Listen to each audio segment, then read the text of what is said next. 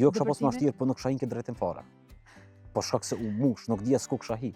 Ma kish bo zoti qarën, kuptohet se më kishte pas qarë. Gjithmonë kom qenë rrjen e babait për shkak se bazën e kom marrë petina. Po do nuk është diçka e keqe. Jo, nuk e shoh Nuk e kur shem me atë sy.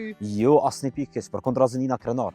Nina Krenar se babi shumë i avancum, domethënë ka shkollën jashtëzakonisht madhe, edhe në shumë mirë për ndryshe. Faleminderit shumë. Edhe shumë i respektuar andaj për mua ka qenë krenari me marrë për një njeri dishëm, dije se domos kur është babait. Se kur është babait ti konstant i je me ta edhe konstant një pyetje nëse më ka rënë diçka e kom pyet.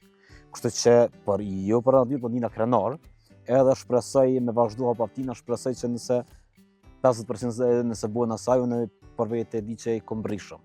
Të jep shumë kritika, shumë këshilla, se di me qenë edhe kritika. Jep edhe këshilla kritika. Okej. Jep edhe këshilla kritika, dyja ti ka.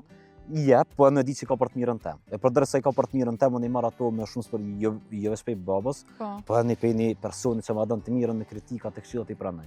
Po sidomos pej babës.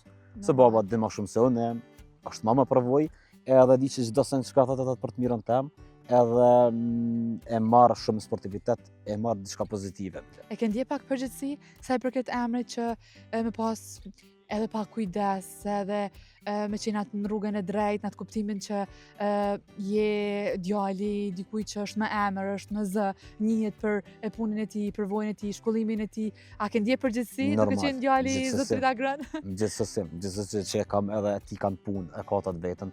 Pra kur vjen pe personi klienti kur e din që jam e kam babë, doktor Agron e xhepën e tjera, ti jam pak më me rezerva dhe në sjelljen këtu.